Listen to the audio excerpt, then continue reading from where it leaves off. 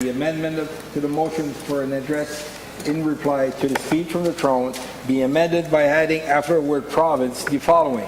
Where support does not already exist, we recognize that communities in and around the town of Sussex, including the Macaulay Field and extending southeast to the Frederick Brook Shale, where natural gas exploration and production has been safely taking place on leasehold for close to 20 years, have demonstrated their desire to proceed with shale gas development. We urge the government to take necessary steps to respect the wishes of those specific communities.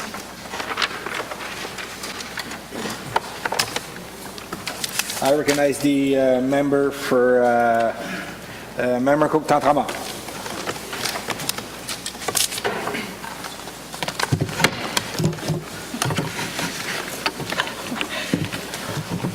Thank you, Mr. Speaker.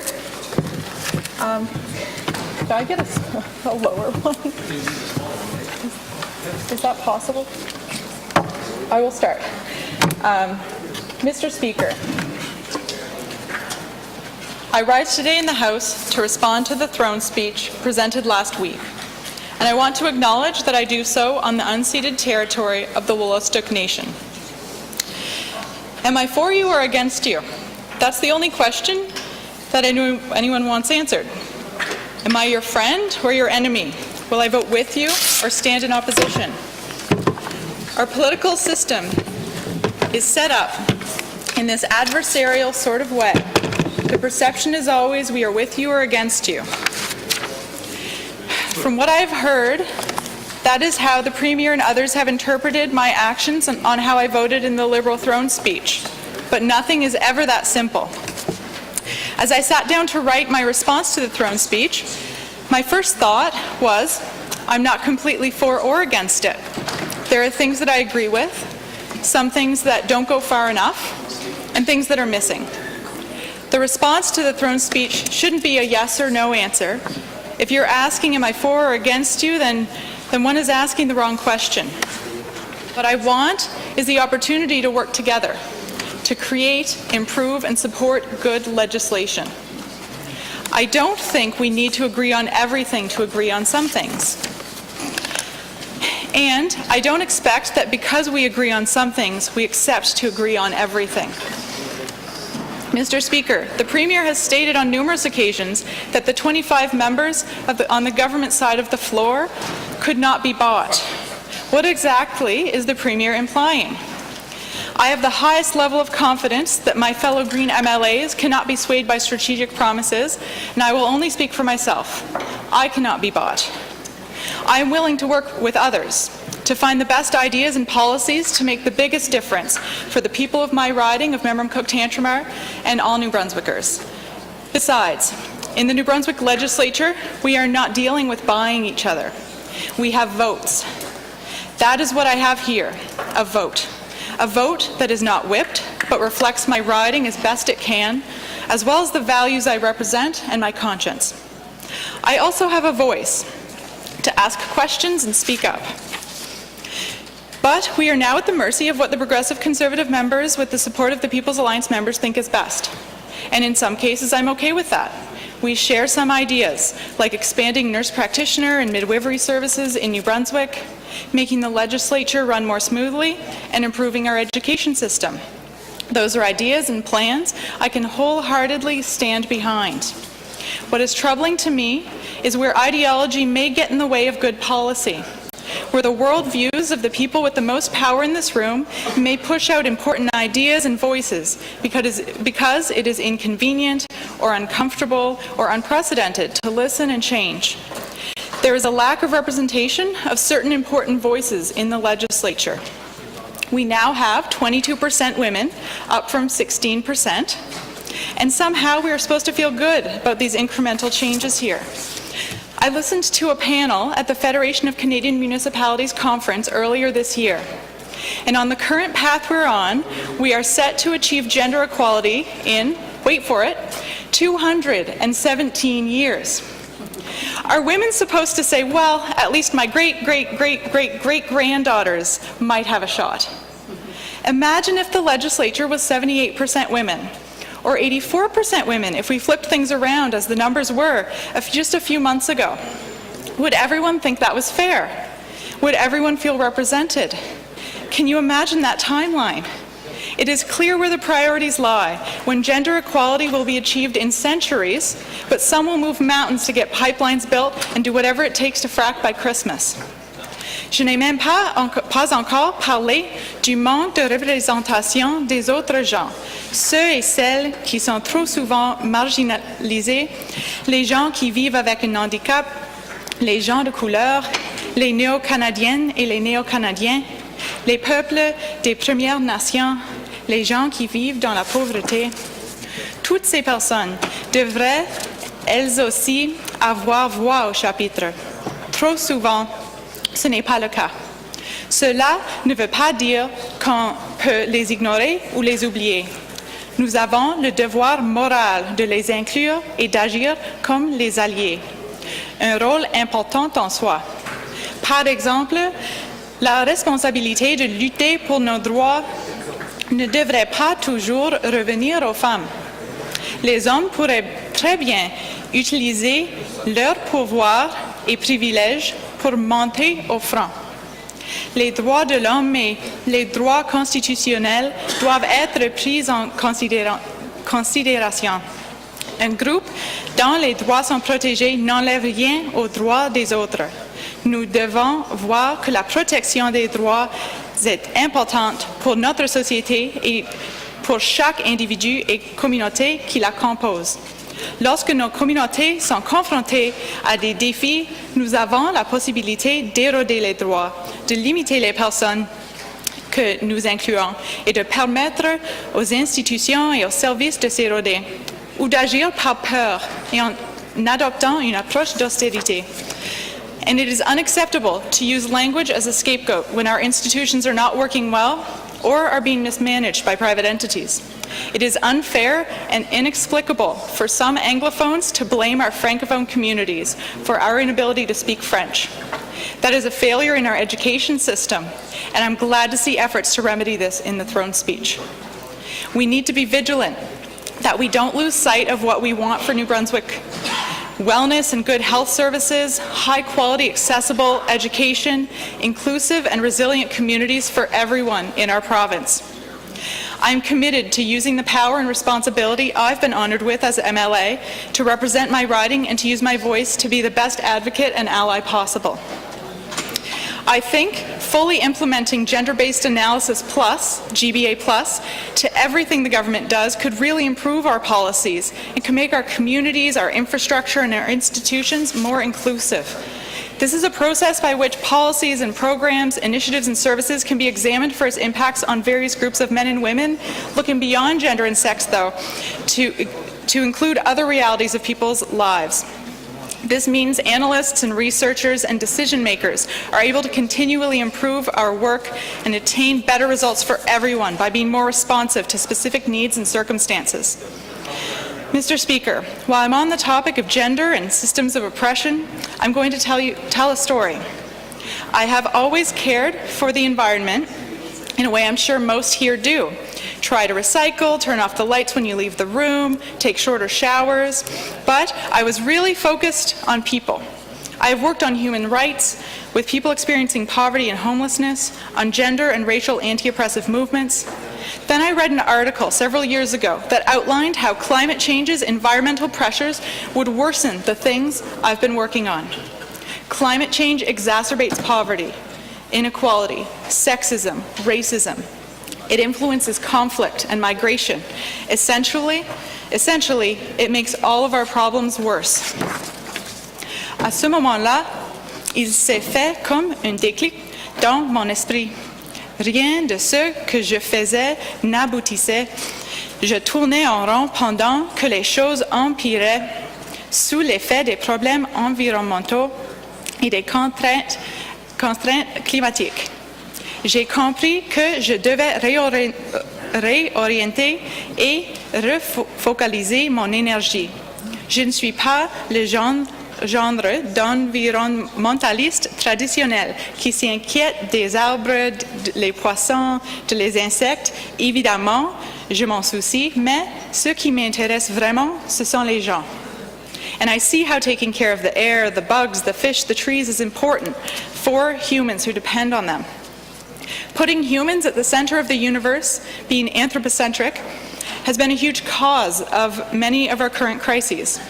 But if we can selfishly but humbly put humans at the center, if for no other reason than that we may be more motivated to change, to save ourselves, than to save an insect, if we can look at how we are on the wrong path, but we have the choice to change directions, then there is hope for the future. We must reject pushing the responsibility to change off onto individuals. We need system change. We must resist putting it off to the future, when we have more money, when it is more convenient. I feel like Al Gore covered this well quite a while ago in An Inconvenient Truth. It is discouraging to have to repeat the evidence over and over, but I will. The speech from the throne said that we must have evidence-driven debate. Well, I am prepared to bring evidence. And if we will be using evidence to chart a path forward, then our future will look brighter.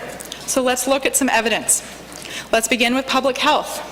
Ticks are moving north as the climate changes and are bringing diseases, such as the bacteria that causes Lyme disease, with them.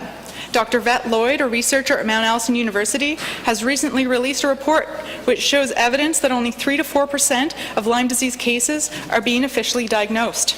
This is a climate-related public health crisis. And how about some numbers on housing? A report by the New Brunswick nonprofit Housing warned that New Brunswick was on the verge of a housing crisis in 2015. That same association now says that 28,000 families are in need of affordable housing, with only 15,000 units available. A 2005 study found that the annual cost of housing someone in an emergency shelter costs between $66,000 and $120,000 annually, compared with just $5,000 to $8,000 for housing someone in affordable housing. So never mind the moral impetus, it simply does not make any financial sense for the province to only have enough affordable housing for about half the families who need it. The problem isn't a lack of funding. The problem is we are spending our limited resources on the wrong things. And let me present some evidence on the dikes, infrastructure that is so important to my riding. As sea levels rise, the dikes that have been built up to protect everything from agricultural land to important infrastructure to whole communities are less and less able to hold back the ocean. The people responsible for the dikes know that we are not putting enough resources into maintaining them. We need to take a look at them and invest in keeping them up.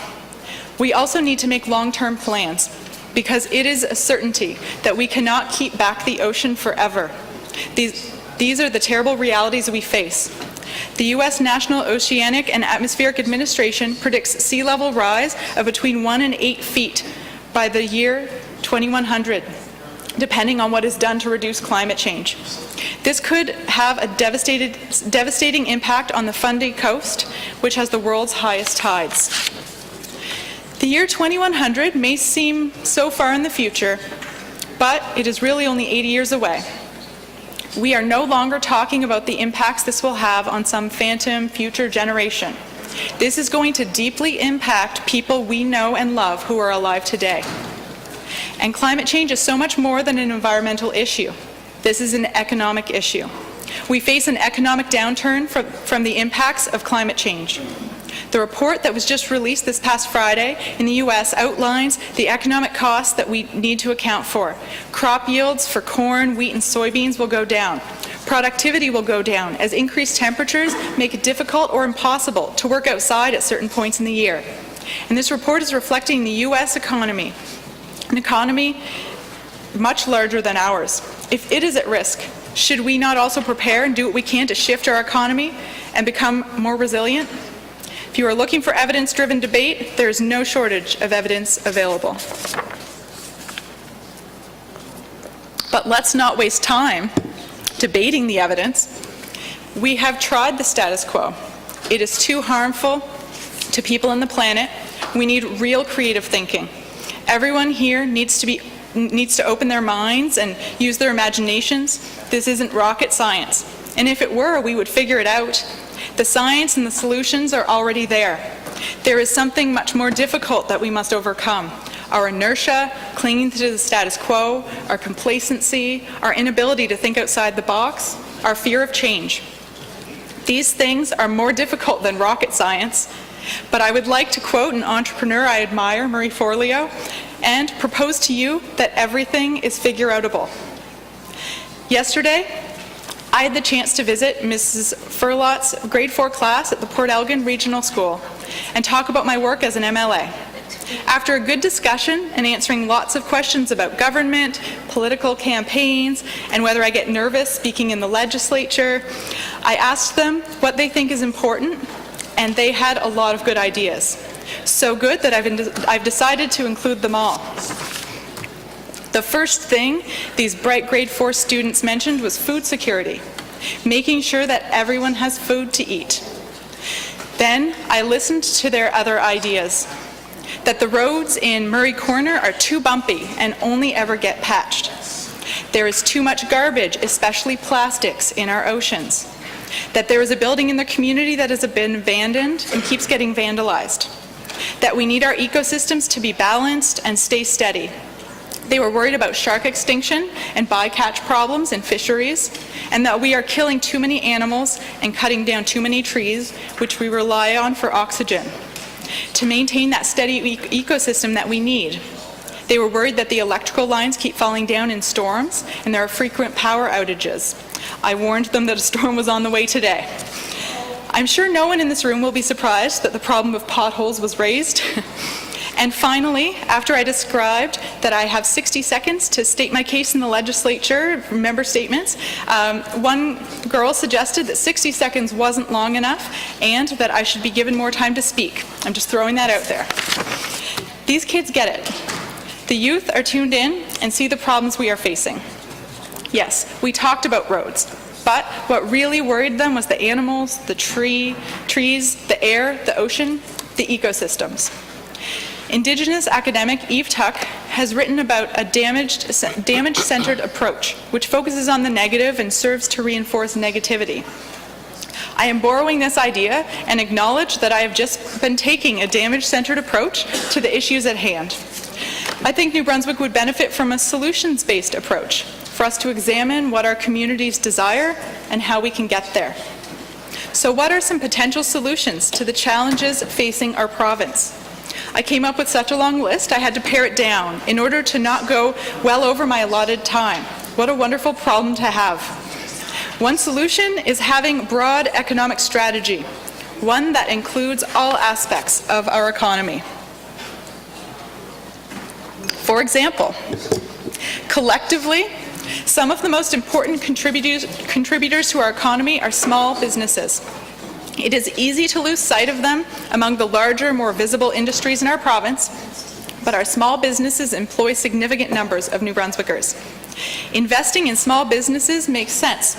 Not only do we support local and rural communities, the vast majority of the money from these businesses stays right here in our province. And then there are our farmers, who not only employ New Brunswickers, they produce healthy, locally grown food for families across the province. Developing a buy local strategy would not only support these agricultural entrepreneurs, it would help improve our food security and provide more healthy, nutrition-rich options. Which leads me straight into health care.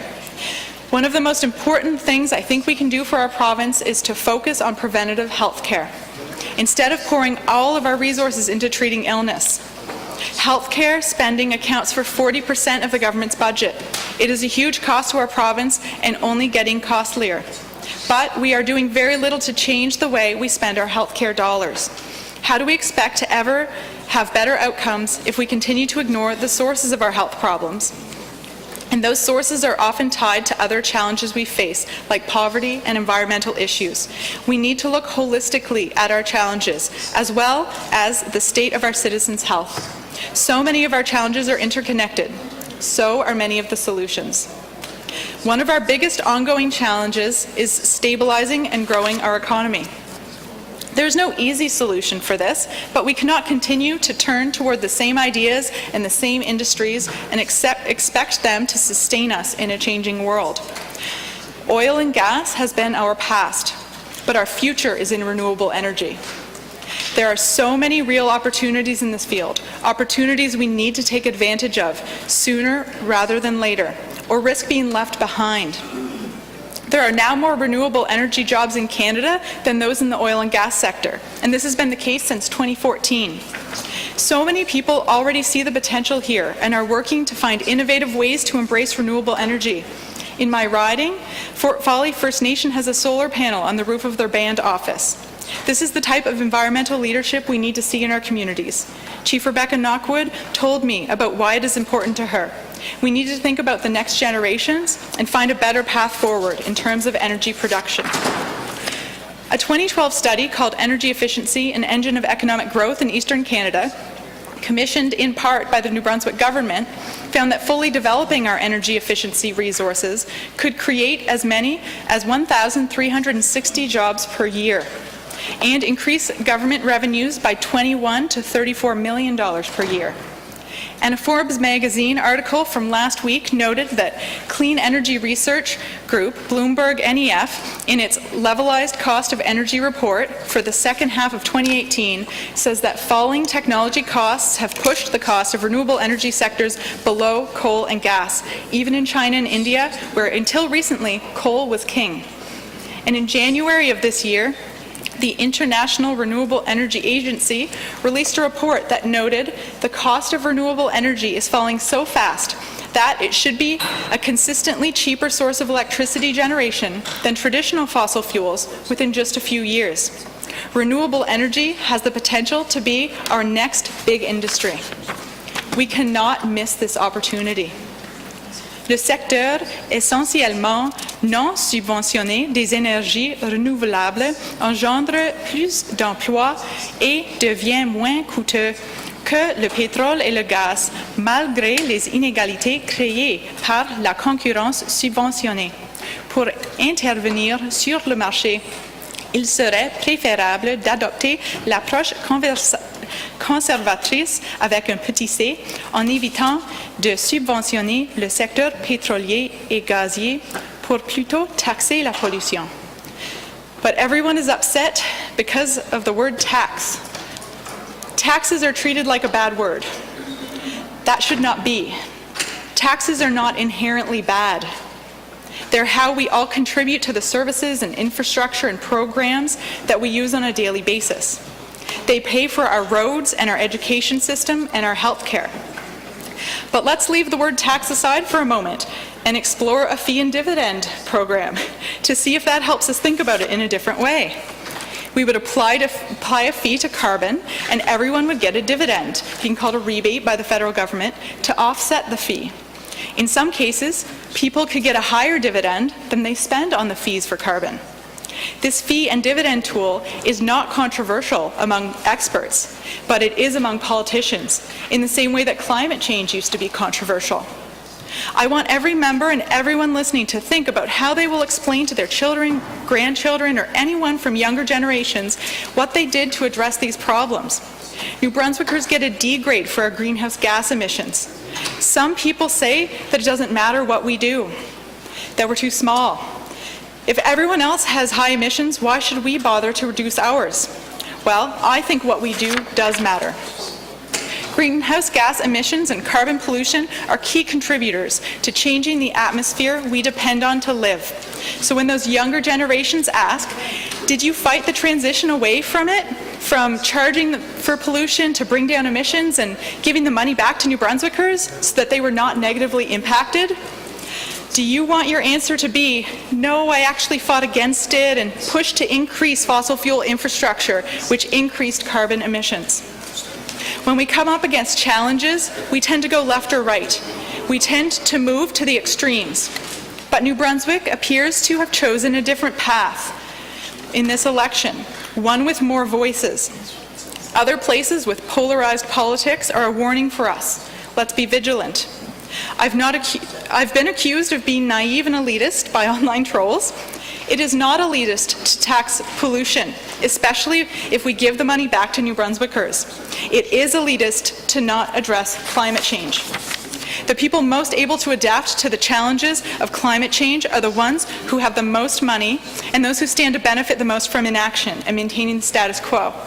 There is a great deal of misinformation out there, but experts agree we must act, and one tool in our toolbox is using the market tool this market tool to shift behavior.